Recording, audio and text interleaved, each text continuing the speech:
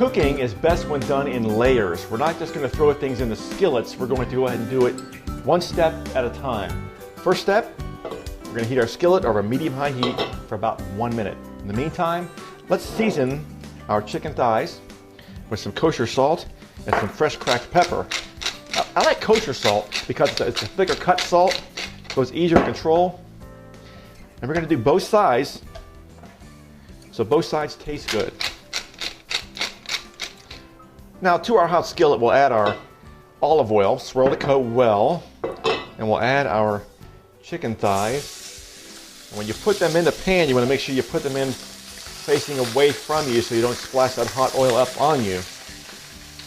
Now the first step in our layered flavoring here is to get a good bronze coloring and flavoring on our chicken thighs. So we're going to give them maybe about a minute or two per side. We'll give them a turn.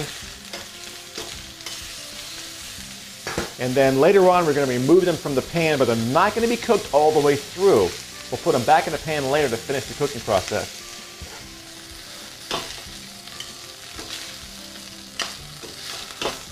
Now we're going to place our chicken off to the side, but we're going to put it back into step number 3 with our noodles over here.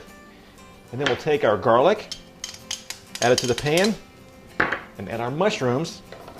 And we'll give them a saute until nicely brown and all the liquid is evaporated off. Now if your pan is dry, add some more oil to it. Give those mushrooms a good saute with the garlic.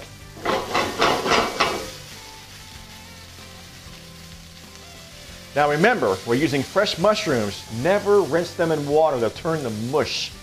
Just knock off any dirt you may see, or you can even put them in a brown paper bag and give them a shake to knock any dirt loose on them.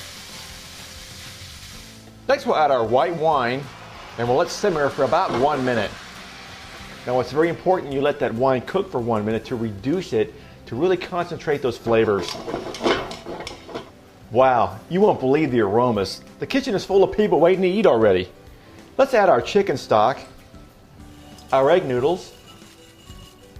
We'll return the chicken to the pan to finish cooking, and we'll cover and simmer for about 5 to 8 minutes. Boy, it really smells good. Let's serve it up.